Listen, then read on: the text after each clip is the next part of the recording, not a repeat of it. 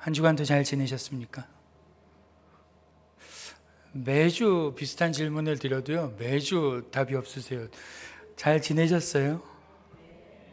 여러분, 누군가에게 질문을 한다는 것은요, 굉장히 많은 의도와 의미를 내포한 일이라고 생각이 됩니다. 가령 면접에서 면접관이 수험생에게 질문을 한다는 것은 그 사람이 우리 조직에, 우리 회사에, 우리 공동체에 맞는 사람인가 안 맞는 사람인가를 보기 위한 것이고, 또 친근한 사람을 만났을 때 우리가 잘 지냈냐고, 오늘따라 왜 이리 이쁘냐고 묻는 것은 그에 대한 관심과 애정이 있다는 것입니다. 또 멀리 계신 부모님께 전화를 걸어서 식사는 하셨냐고 묻는 것은 부모님이 걱정된다라는 것이죠. 오늘 본문을 보시면 예수님께서도 두 부류의 사람들에게 내가 무엇을 내게 해주기를 원하느냐, 내게 무엇을 해주기를 원하느냐라는 질문을 하시는 것을 볼 수 있는데요. 이 예수님의 질문은 단순한 호기심이나 궁금증이 아니라 그 사람의 믿음, 그 사람의 자세, 그 사람의 생각, 그러한 것들을 알아보기 위한 그러한 질문이었고, 또 오늘 그 글을 읽고 있는 우리에게 알려주기 위한 예수님의 아주 의도된 질문이라는 것을 알 수 있습니다. 오늘 저는 오늘 본문 안에서 이 질문을 받은 두 부류의 사람을 좀 함께 살펴보면서 예수님께서 우리에게 보여주고자 하시는 말씀이 무엇인지, 메시지가 무엇인지, 특별히 제자란 무엇인지에 대해 초점을 맞춰 함께 살펴보고자 합니다. 제가 오늘 두 부류의 사람이 나온다고 말씀을 드리니까 고개를 갸우뚱 하시는 분들이 계세요. 왜냐하면 오늘 본문에는 사실 두 부류의 사람이 나오지 않기 때문입니다.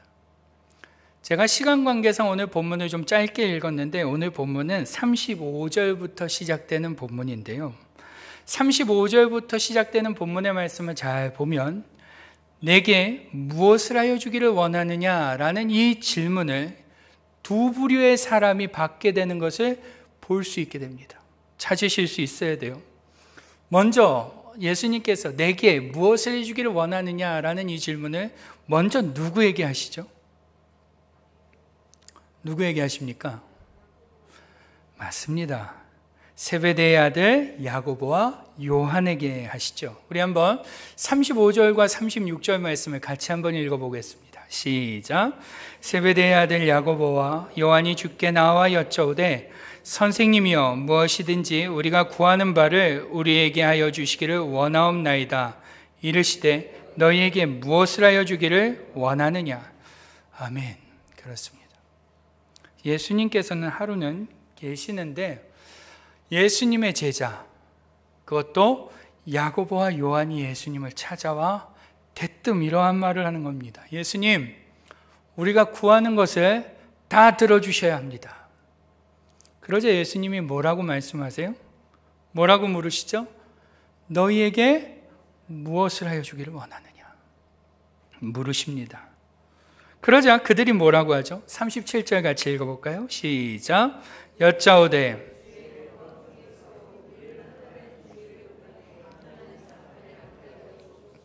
아멘.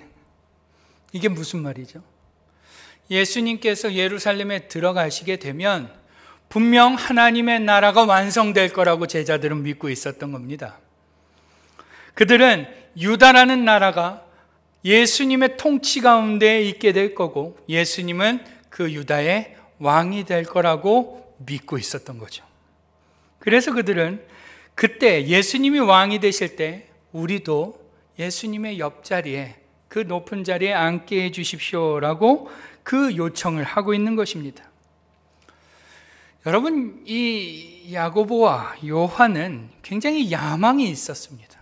욕심이 있었죠.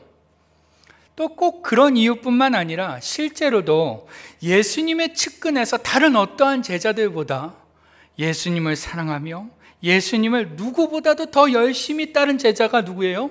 이 바로 야고보와 요한이라는 것입니다. 이 야고보와 요한 외에 한 명을 더 넣자면 누구를 넣을 수 있을까요? 우리 찬양대 누구를 넣을 수 있을까요? 베드로를 넣을 수 있겠죠. 베드로, 야고보, 요한은 예수님의 아주 애제자라고 할 수 있는 자들인데, 그들이 그만큼 예수님께 충성을 다했고 헌신을 다했기에 지금 야고보와 요한은 스스로 어떠한 마음을 갖는 거예요? 나는 다른 제자들은 몰라도 예수님이 왕이 되시면 그 옆자리에 앉을 만한 자격이 충분해라고 스스로 생각하고 있는 것입니다. 그들은 그만한 자격이 있다고 생각했던 것이죠. 그래서 그들은 그러한 자신들의 헌신과 충성을 보상받듯이 예수님께 당당히 요청하는 겁니다. 예수님께서 왕이 되실 때 그 옆자리에 우리 둘이 좀 앉게 해 주십시오. 그들은 굉장히 육신적인 요청을 예수님께 하고 있었던 것입니다. 반면에 오늘 우리가 읽은 본문에 나오는 바디메오는 어떻게 하는지 우리 한번 보시죠. 그는 야고보와 요한과 같은 이 제자들에 비하면 너무나 초라한 사람이라고 우리가 말할 수 있는데, 그는 성경에 뭐라고 불려지는 사람입니까? 바디메오. 이게 뭐죠? 이름인가요? 이름이 아닙니다. 아셔야 돼요. 제가 여러 번 말씀을 드렸어요. 바디메오는 디메오의 아들이라는 뜻이에요. 성경은 이 디메오의 아들이라고 하는 사람을 이름이 없었던 건지, 이름이 기록할 필요가 없었던 건지 모르지만 성경은 이를 디메오의 아들로 표현하며 그를 뭐라고 소개하고 있어요? 맹인이요 거지라고 표현합니다. 그는 야고보와 요한에 비교하면 너무나 초라하기 그지없는 사람이었죠. 그런데 오늘 그러한 그가 예수님이 지나가신다는 소식을 듣고서는 그 예수님을 힘껏 부릅니다. 뒤에 만류에도 불구하고 힘껏 부르죠. 그로 인해 예수님 앞에 서게 됩니다. 그때 예수님께서는 당신님 앞에 서게 된 그 디메오의 아들에게 뭐라고 물으시죠? 우리 51절 상반절 같이 한번 읽어보죠. 51절 상반절 시작. 예수께서 말씀하여 이르시되 내게 무엇을 하여 주기를 원하느냐. 아멘. 야고보와 요한에게 했던 질문과 다른 질문입니까? 같은 질문입니까? 동일하게 같은 질문을 하십니다. 야고보와 요한에게 하셨던 그 질문 그대로 이 맹인이며 거지며 이름조차 표기되지 않는 그에게 물으십니다. 내게 무엇을 하여 주기를 원하느냐. 여러분, 이 질문에 솔로몬과 같이 대답했으면 정말 좋았을 것 같습니다. 솔로몬이 하루는 있는데 하나님께서 솔로몬을 찾아오시죠. 그리고 이렇게 물으세요. 내가 내게 무엇을 해주랴. 이렇게 물으세요. 그때 솔로몬이 뭐라고 대답하죠? 하나님의 백성을 잘 다스릴 수 있는 지식과 지혜를 주십시오. 이 디메오의 아들도 그렇게 대답했으면 100점이었을 것 같아요. 그런데 뭐라고 대답을 하죠? 51절 하반절. 맹인이 이르되 선생님이여 보기를 원하나이다. 51절 하반절을 보시면 그는 분명히 얘기해요. 맹인이 이르되 선생님이여 보기를 원하나이다. 여러분, 이 대답은 영적인 대답입니까? 육적인 대답입니까? 굉장히 육적이라고 할 수 있죠. 자신의 욕구를 위해서 자신의 장애, 결핍을 해결해 달라는 굉장히 개인적이고 육신적인 요청이었습니다. 즉 야고보와 요한이 우리를 높은 자리에 앉게 해주십시오라고 했던 요청과 이 바디메오가 보게 해주십시오라는 요청은 내용은 좀 다르지만 같은 거예요, 다른 거예요? 혼돈이 막아야지. 같다고 하기에는 좀 이상하고 아니라고 하기에도 그렇죠. 같죠. 내용상 같습니다. 자기만을 위한 요청이었어요. 자기의 욕구를 위해, 자신의 육신의 어떠한 요청을 위해 했던 요청입니다. 그런데 우리가 이상하다고 느끼는 것은 뭐예요? 예수님께서 야고보와 요한이 했던 높은 자리를 달라는 그 요청에는 너희가 지금 구하는 것을 알지 못한다라고 책망을 하세요. 그런데 바디메오의 이 요청에는 예수님이 뭐라고 대답을 하시죠? 성경에 내 믿음이 너를 구원하였느니라 라고 대답을 하세요. 왜일까요? 왜 예수님은 바디메오의 간구는, 바디메오의 요청은 칭찬하시는 반면에 야고보와 요한이 했던 요청은 책망하시는 걸까요? 우리는 이 대조를 좀 깊이 살펴볼 필요가 있어요. 오늘 마가복음 10장은 우연히 그렇게 써놓은 게 아닙니다. 이 두 가지 이야기를 나란히 놓고 이 차이 안에서 메시지를 주려고 하는 거예요. 마가는 이 차이를 발견하며 그 안에서 제자됨이 무엇인지를 우리에게 알려주고자 한다는 거예요. 오늘 우리가 그 차이가 무엇인지를 좀 깊이 생각해 보려고 합니다. 여러분, 오늘 예수님께서는 말씀드렸듯이 바디메오의 요청을 칭찬하십니다. 내 믿음이 너를 구원하였느니라. 그의 요청이 어땠길래, 그의 요청 안에는 어떠한 비밀이 숨겨져 있길래 그를 칭찬하실까요? 먼저 우리 46절과 47절을 같이 한번 읽어보겠습니다. 시작. 그들이 여리고에 이르렀더니 예수께서 제자들과 허다한 무리와 함께 여리고에서 나가실 때에 디메오의 아들인 맹인 거지 바디메오가 길가에 앉았다가 나사렛 예수시라는 말을 듣고 소리질러 이르되 다윗의 자손 예수여 나를 불쌍히 여기소서 하거늘. 아멘. 그렇습니다. 오늘 본문을 한번 잘 보십시오. 맹인이요 거지로 소개되고 있는 그 바디메오가 길가에 앉았다가 나사렛 예수시라는 소리를 듣고 소리를 지르게 되는데요. 어떻게 소리를 지르죠? 네, 다윗의 자손 예수여 그 다음 나를 불쌍히 여기소서라고 소리를 질러요. 나를 불쌍히 여기소서. 지금 그는요 스스로가 어떠한 존재라는 것을 인정하고 있는 거예요. 불쌍한 존재라는 것을 인정하고 있는 거예요. 자신이 무능한 존재라는 것을 인정하고 있는 것입니다. 여러분 한번 생각해 보세요. 이 이민사회에서 내가 불쌍한 존재라는 것을 인정하는 것은 쉬운 일입니까? 어려운 일입니까? 상상할 수 없는 일 아닙니까? 예를 들어 사업을 잘하다가 사업이 어려워졌어요. 사람들 앞에 나 요즘 너무 불쌍해 이렇게 말할 수 있는 사람 있으시겠어요?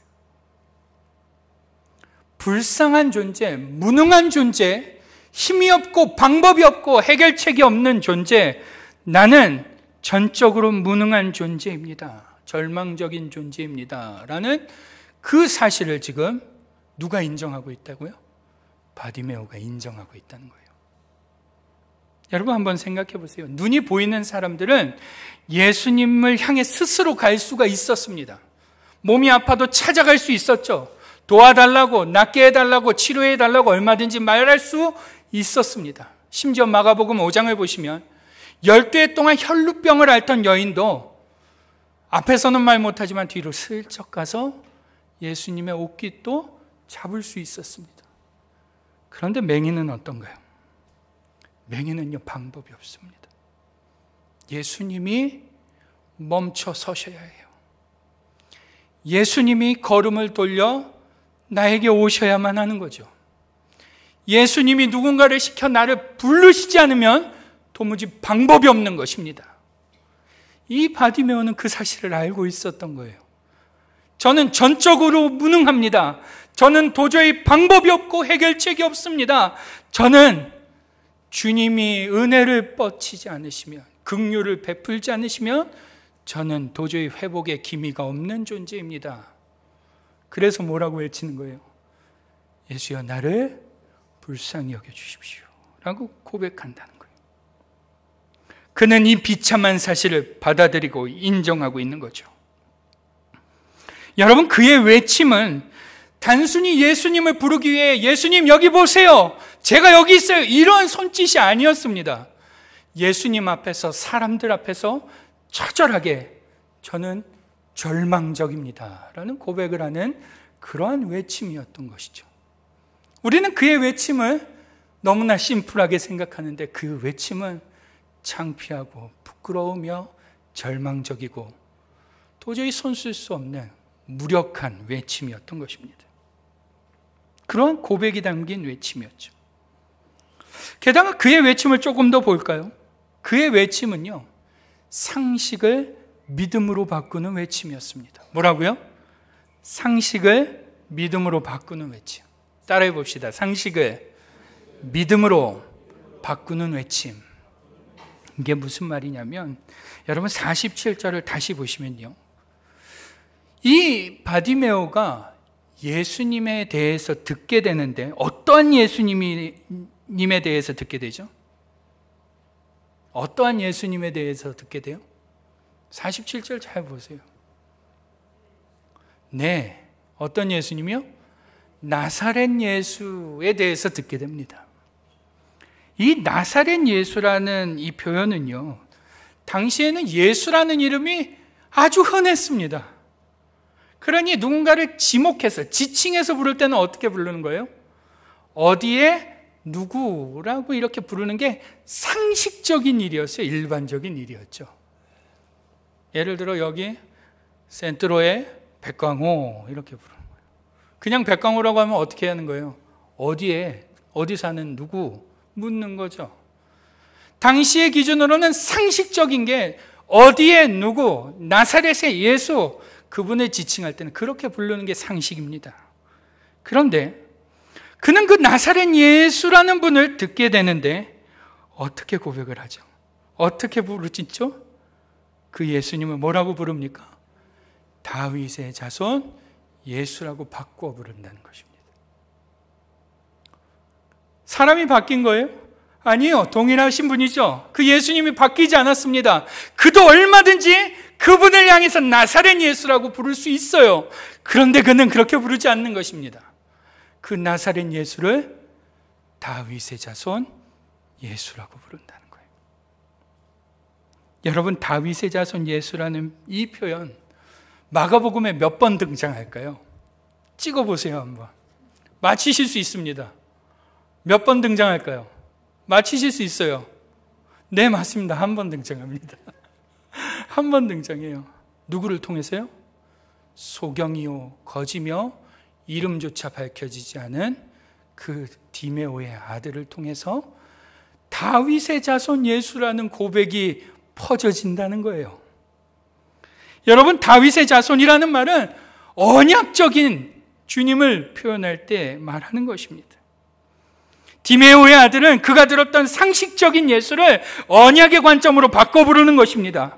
그분은 선지자들이 말한 메시아라고, 그분은 다윗의 자손으로 오실 우리의 진정한 메시아라고 지금 선포하고 있는 것이죠. 어떻게 그가 그러한 믿음을 갖게 되었는지, 그는 분명 배움도 없었을 것입니다. 율법학자나 서기관들도 아마 그와 접촉하지 않았을 거예요. 그런데 어떻게 그러한 고백이 가능했는지 모르겠습니다. 성경은 그것을 알려주지 않아요. 그런데 중요한 사실은 뭐예요? 그럼에도 불구하고 그가 상식적인 나사렛 예수를 믿음으로 다윗의 자손 예수로 바꿔 부른다는 사실입니다. 자, 제가 두 가지를 말씀드렸어요. 그의 외침은 첫째, 어떠한 외침이라고요? 자기의 무능력을 인정하는 외침이었고, 두 번째 외침은 뭐예요? 상식을 믿음으로 바꿔 부르는 외침이었다라는 겁니다. 거기서 끝나지 않아요. 그의 외침을 조금 더 보시면 48절을 보시면 이러한 말씀이 납니다. 우리 48절 같이 읽어보겠습니다. 시작. 많은 사람이 꾸짖어 잠잠하라되 그가 더욱 크게 소리질러 이르되 다윗의 자손이여 나를 불쌍히 여기소서 하는지라. 아멘. 그렇습니다. 그의 외침은 조용히 하라는 주위 사람들의 핀잔과 꾸지람에도 불구하고 어떻게 하는 외침이었죠? 더욱 크게 하는 외침이었습니다. 기억하셔야 돼요. 첫 번째는 어떠한 외침이라고요? 자신의 무능함을 인정하는 외침.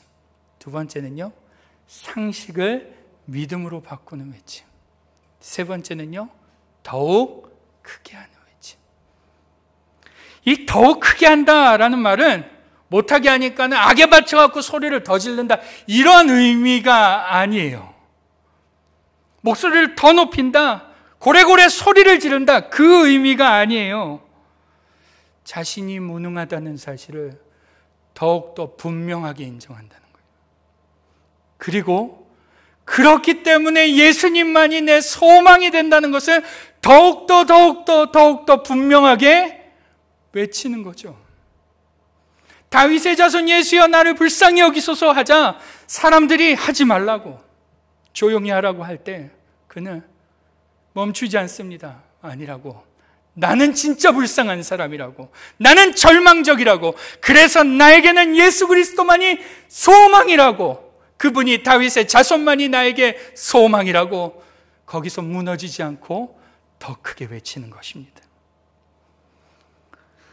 그렇기 때문에 그의 외침은 단순히 더 큰 소리가 아니라 자신을 더욱 낮추는 회개의 외침이었고, 주님의 은혜만을 더욱 붙드는 간절한 외침이었다라고 말할 수 있다는 것이죠. 그리고 마지막으로 그러한 그의 외침은 외침으로만 끝나지 않고요, 50절을 보시면 놀라운 행동으로도 이어지는데요. 50절 같이 읽겠습니다. 시작. 맹인이 겉옷을 내버리고 뛰어 일어나 예수께 나오거늘. 아멘. 그렇습니다. 그러한 그의 외침을 들으신 예수님께서 그를 부르시자 그가 어떻게 했대요? 어떻게 했답니까? 겉옷을 내버리고 뛰어 일어났다라고 성경은 기록해요. 우리 좀 상상력을 더해서 좀 이 성경을 보셔야 돼요. 자, 이 바디메오가 있던 자리를 한번 우리 상상해 보시죠.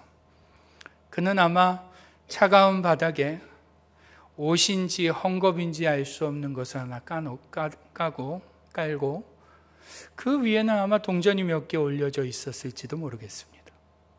그는 앞이 안 보였기 때문에 바닥을 이렇게 쳐다보며 있었겠죠. 그런데 누군가가 그를 부릅니다. 예수께서 너를 부르신다. 그러자 그가 어떻게 해요? 그 자리에서 박차고 일어나는 것입니다. 그의 유일한 재산이라 할 수 있는 그 겉옷, 구걸을 할 때 쓰기도 하고 밤에는 체온을 유지하기 위해서 덮기도 하는 그 옷을 버려두고 무작정 뛰는 것입니다. 앞이 보여요, 안 보여요? 안 보이겠죠. 불르러 온 사람이 쫓아가는 지경에 이르렀을 것입니다. 거기 아니라고 일로 오라고. 그의 발걸음은 그럼에도 불구하고 멋대로 씩씩하게 앞으로 나가고 있었을 거예요. 여러분, 그의 그 발걸음은 무엇을 의미할까요? 성큼성큼 앞으로 걸어가는 그의 걸음, 여러분, 그것은 그가 곧 보게 될 것이라는 것을 말해주는 걸음 아닙니까? 그가 그토록 목 놓아 부르짖었던 예수님이, 다윗의 자손이신 예수님이, 메시아 되신 예수님이 자신을 불쌍히 여겨주시고 부르시니 그의 걸음은 이미 확신하고 있는 것입니다. 무엇을 확신하고 있을까요? 됐다.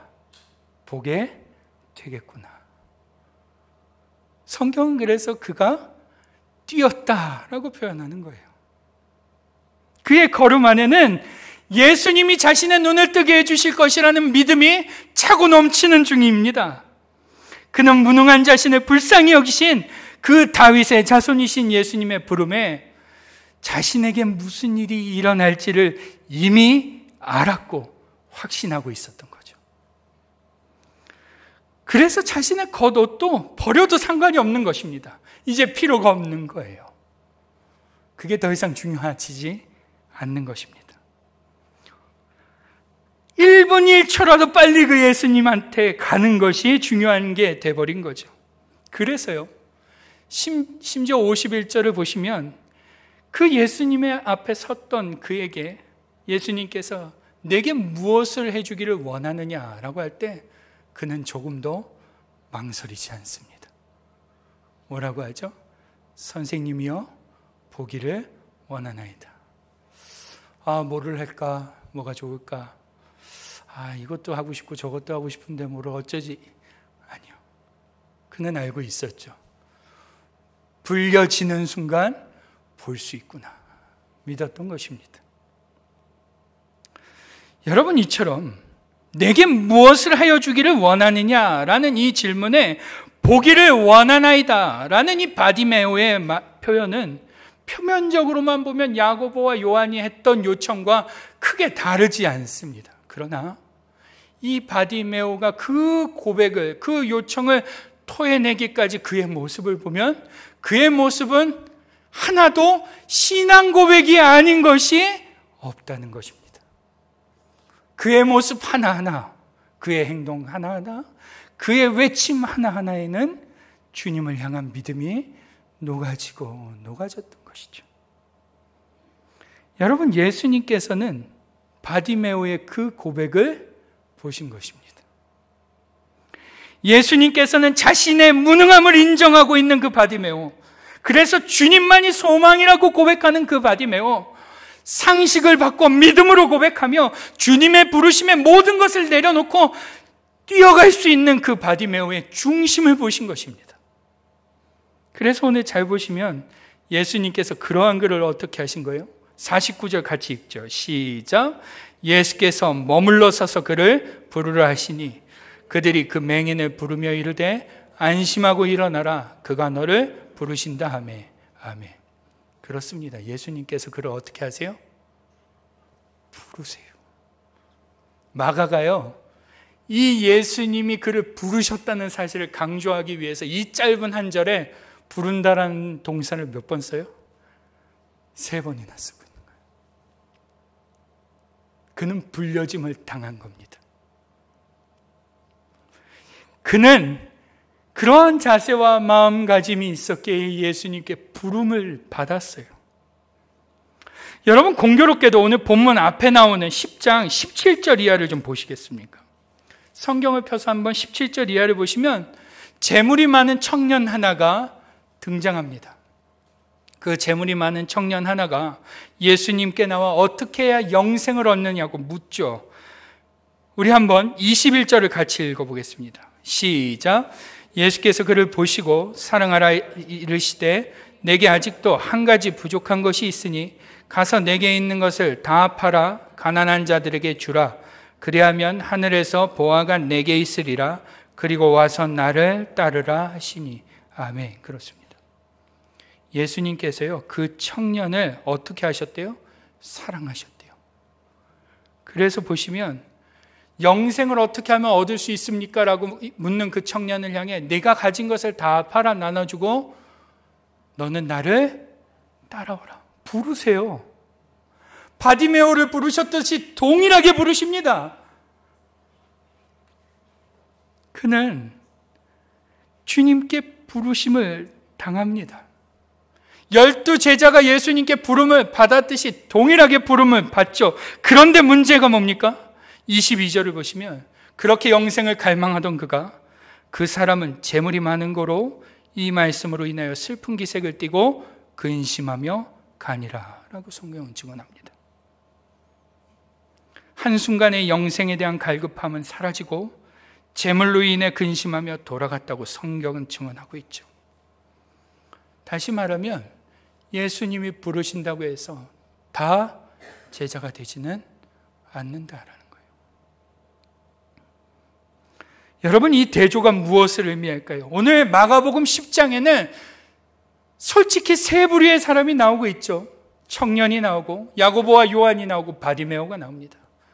이 셋의 공통적인 특징은 모두 예수님께 부름을 받는다는 거예요. 그런데 그 중에 한 사람만이 제자로 먼저 서게 됩니다. 그게 누구예요? 야고보와 요한입니까? 아니라는 거예요. 바디메오가 먼저 제자가 된다는 거예요. 자신의 무능함을 인정하는 그가 불쌍히 여겨달라 외치며 상식을 믿음으로 바꾸는 외침으로 자기 손에 쥐어진 그 겉옷도 미련 없이 내어버리는 그 부르심에 반응하는 그 바디메오만이 제자로 먼저 서게 된다는 거예요.